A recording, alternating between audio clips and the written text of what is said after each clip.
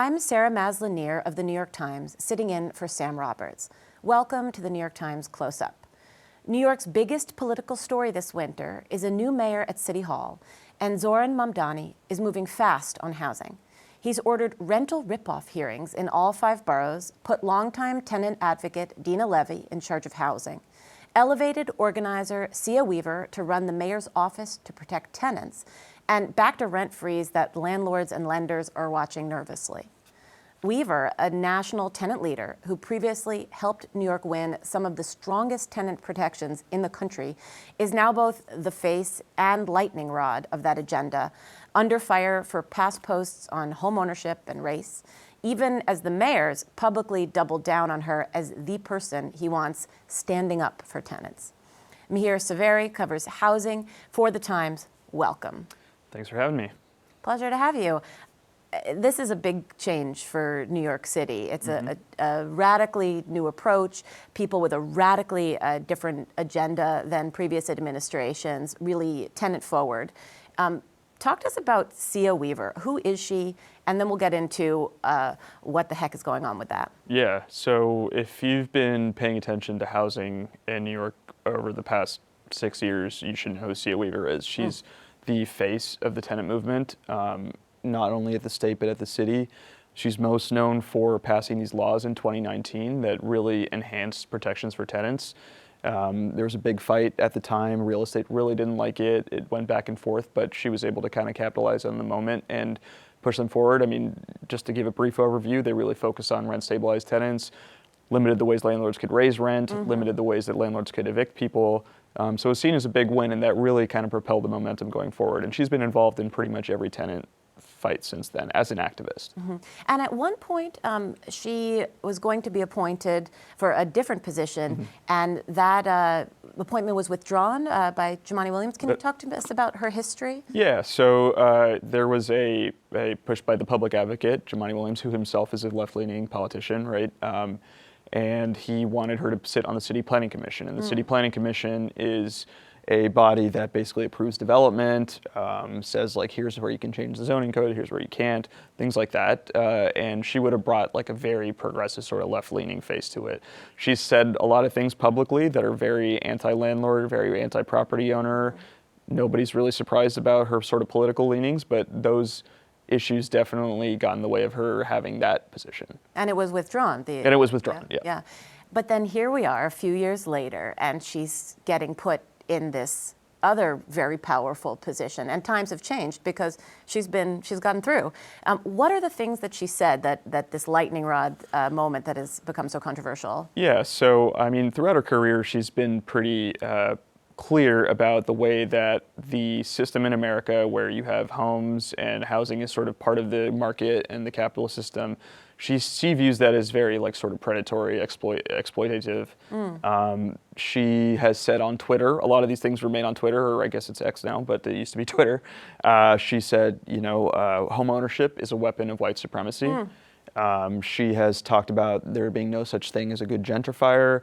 She's really owned in on white people in particular and how white people have played a role in sort of the exploitation or gentrification or displacement of black people or other people of color.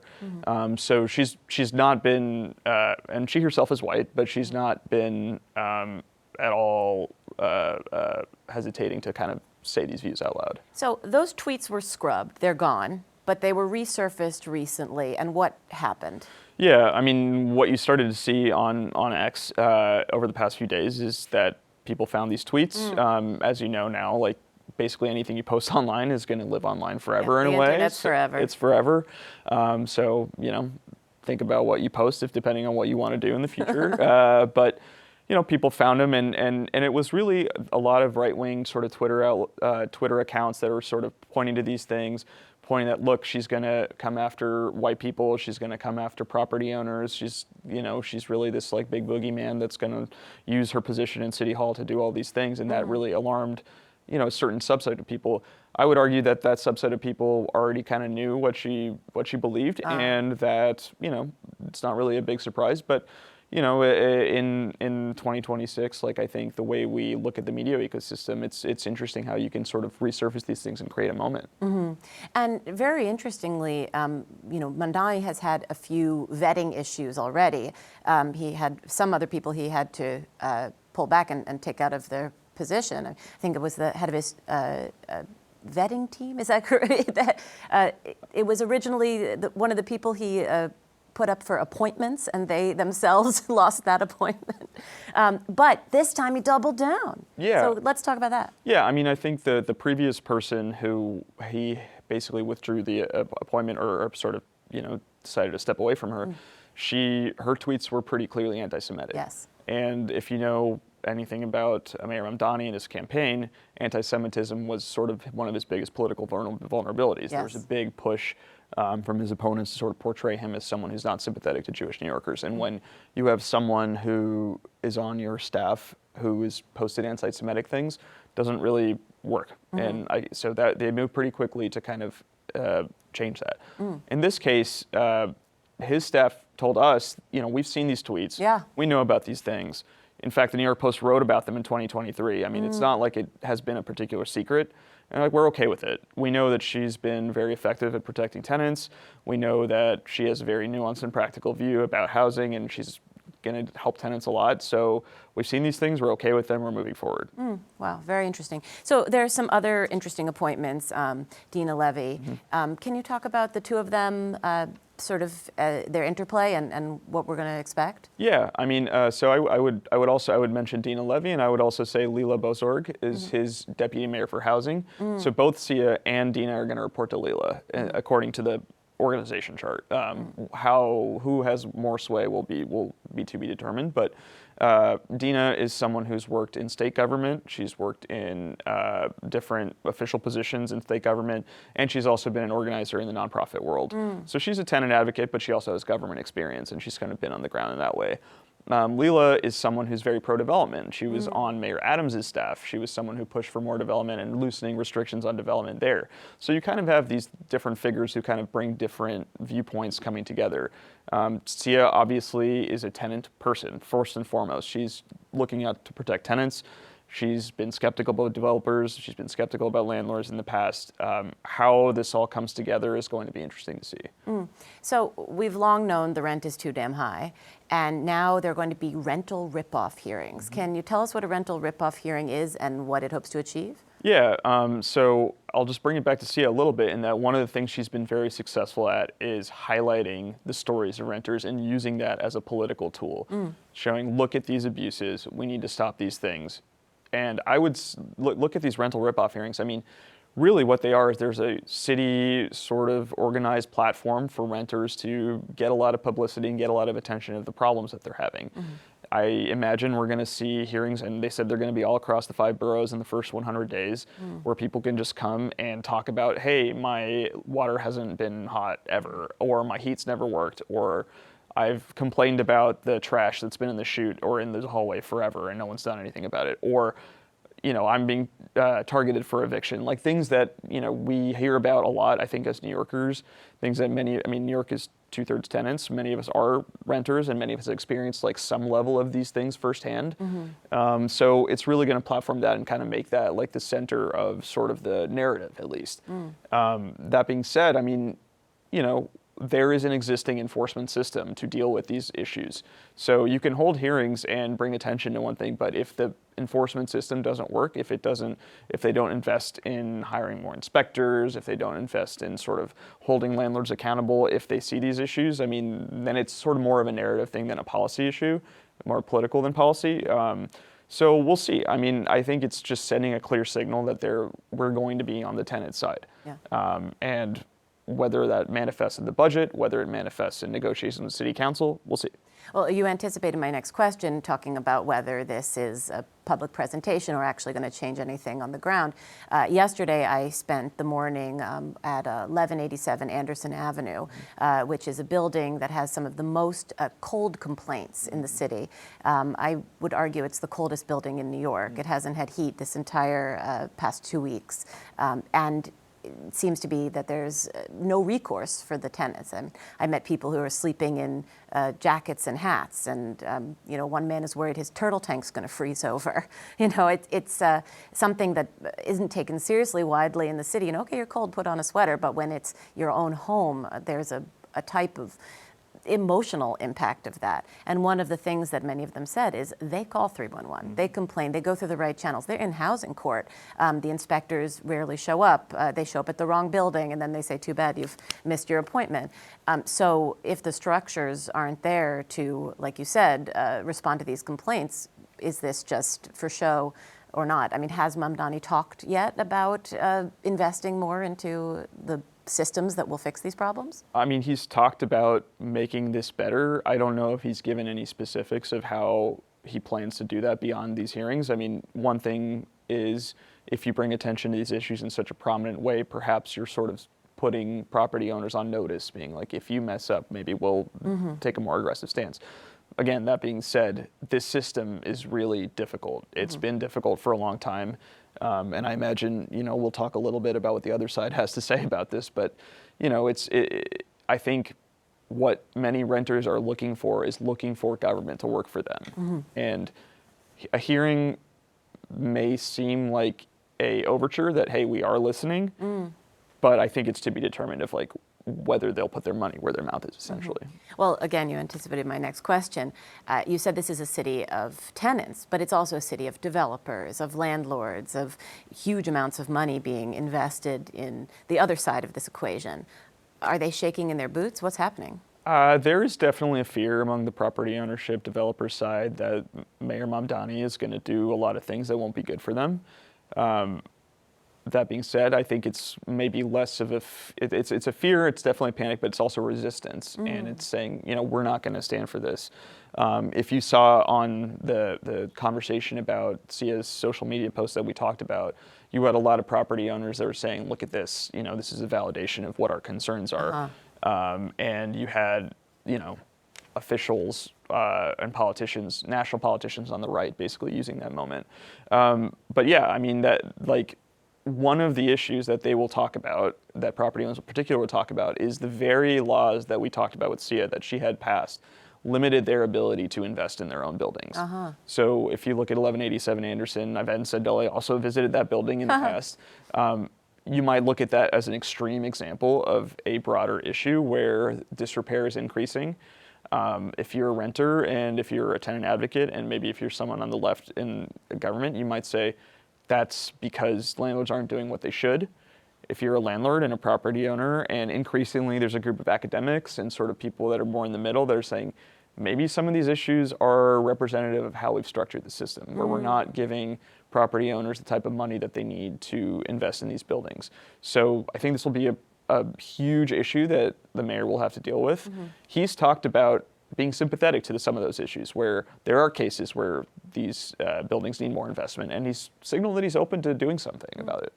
Very briefly, with the time we have left, I want to talk a little bit about affordable housing. So Mayor Adams had a moonshot goal of 500 units of affordable housing in the next 10 years. Unclear if we can get there.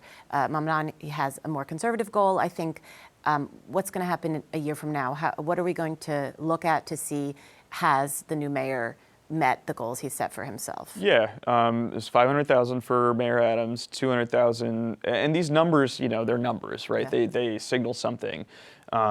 Where Mayor Adams kind of talked about all development, private development, Mayor Mamdani's talking about union built, public subsidized development. So it's different kinds of things. My guess is that neither of these numbers will be particularly achievable. However, there are a bunch of changes that I think we will see coming forward. You had the ballot measures that voters passed last year. Mayor Adams had a City of Yes initiative, which loosened zoning restrictions across the city. There are a lot of reasons to believe that developers might start building more.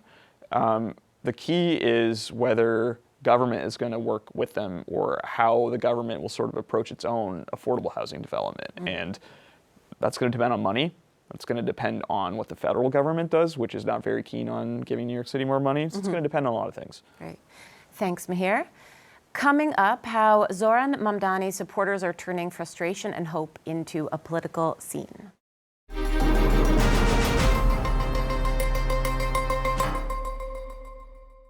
If Mamdani's housing moves measure his power on paper, his base measures it in the streets and on the dance floor. Young, left-leaning New Yorkers, post-pandemic and rent-squeezed, galvanized by Gaza and national politics, are carrying that energy into parties and night markets where the politics never really stops. Cea McKinley, a domestic correspondent for the Style section, joins us to talk about who these New Yorkers are, how they're mixing protest with culture, and whether this moment can outlast the mood. Welcome, Cea. Hi, Sarah. How are you? Great to have you. I have to start with this. They're having like Mamdani raves? Like, what have you found? I mean, I think right now we're kind of in the celebratory afterglow of him getting inaugurated, right? So this was the culmination of many, many years of work from the DSA, Democratic Socialists of America, to kind of get a credible candidate for mayor. And sure enough, they pulled it off. So there was a lot of energy in the streets, a lot of energy at the block party that he did in front of City Hall, and then that kind of spilled over to this night party that I attended out in Bushwick last week.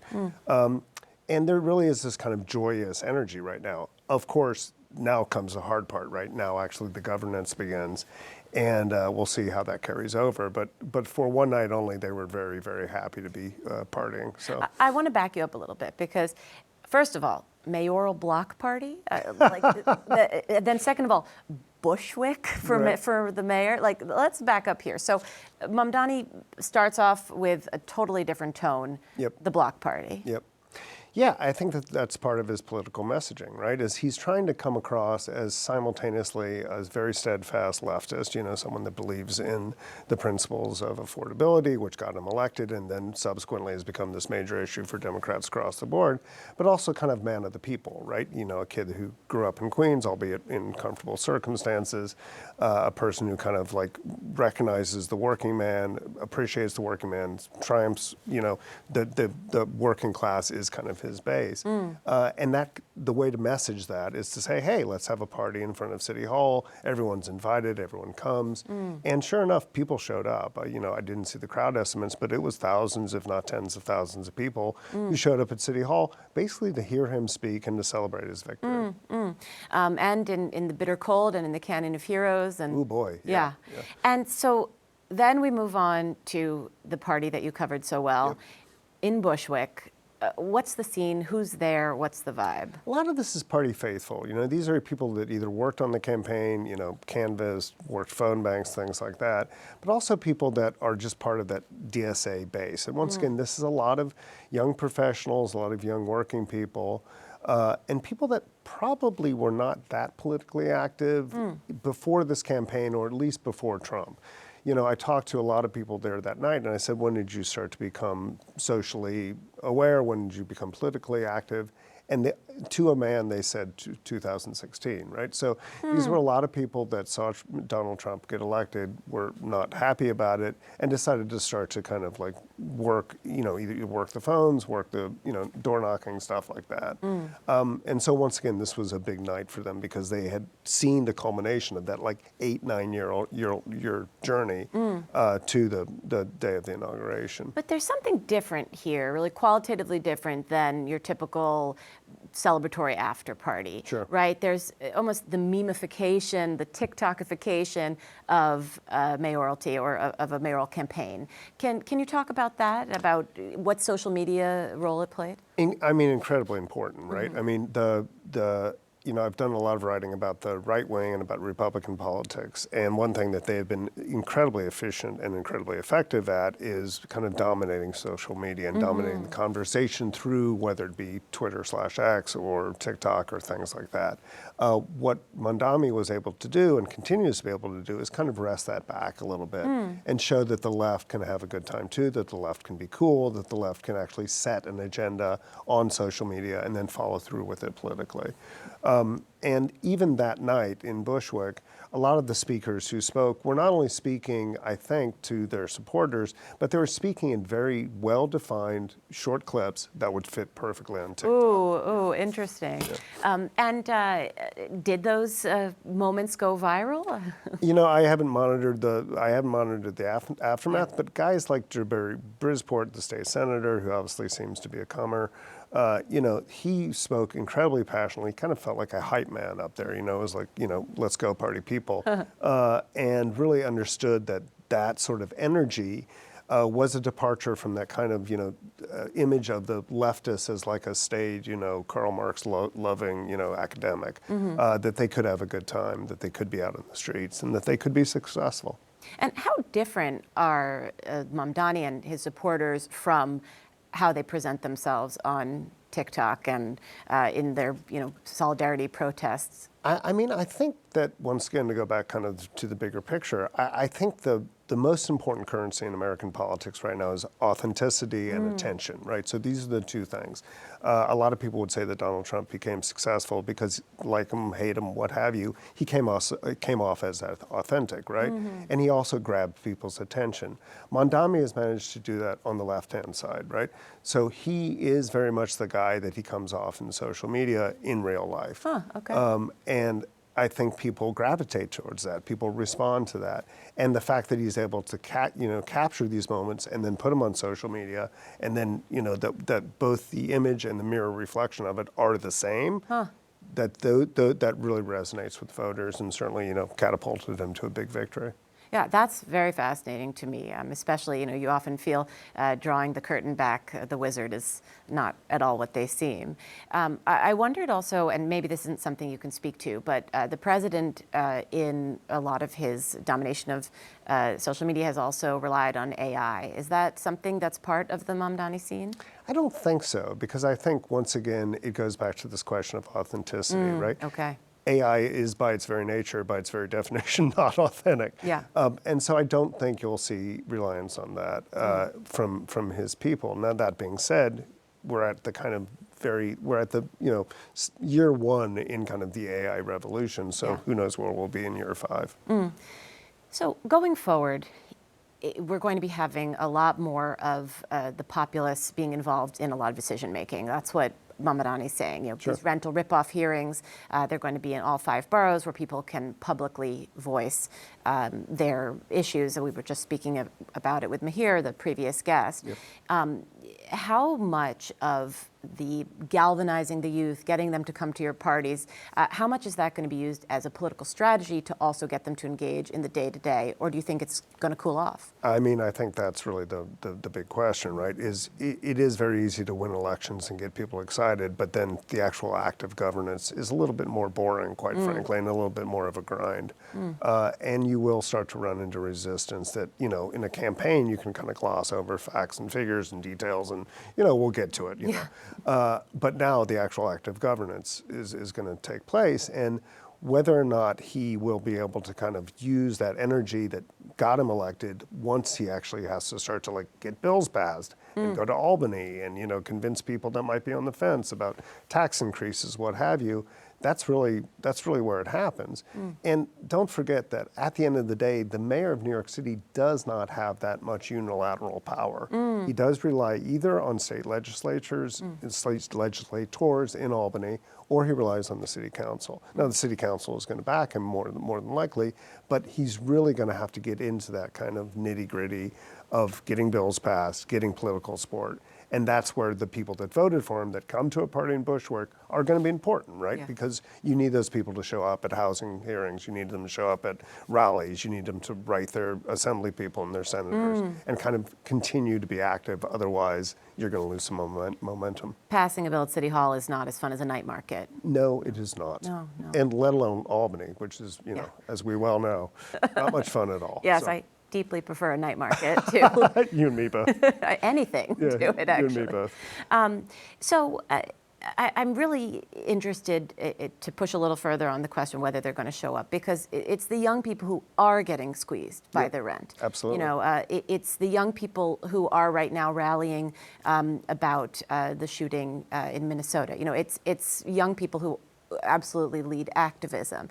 Have you had conversations with people who say, I'm in this for the long run? On the dance floor in Bushwick, were people talking about future becoming candidates? Is this a moment when we're going to see more Mamdanis?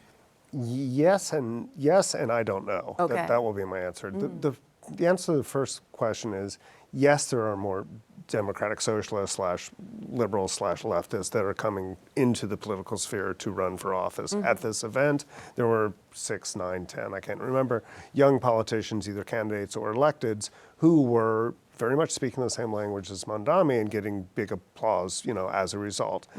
The other question is whether or not, are you going to see that necessarily translate into kind of political victory? Yeah, will it work? Will it work? We'll see. Right now, I think Democrats feel like the wind is at their back. I do think that Mamdani represents, for many of these young people, and people I spoke to last week, a kind of Obama-like figure, this kind of transformative figure of hope. Several people use the word hope when they were talking about him, and I think that is critical, because it is, for many people, a very, scary time, regardless of where you sit on the political spectrum, because of foreign interventions and, tremulous economy and things like that. It is kind of uncertain times, and the rise of AI and things like that. So, I think people are nervous, and a figure like Mamdani or other figures in that vein that can offer people hope, I think might be successful. I have one last extremely important question. Please. Which is, can they dance? As someone who cannot dance, I am not the person to ask that question. But judging from afar, they seem to have better rhythm than I do. Oh, so okay. Big win for them. Yeah, low bar, but big But win. once again, you would have to ask someone who actually can, to actually, judge them empirically. Well, good thing you're a better reporter than you are a dancer. Boy, oh boy, you ain't. Well, I enjoyed the article. I enjoyed this conversation. Thank you so much, Jesse. Of course, anytime. For the New York Times and CUNY TV, I'm Sarah Maslin-Nier. If you've enjoyed the conversation and you'd like to support more programs like this, please consider donating at the link on your screen right now. Thank you for watching.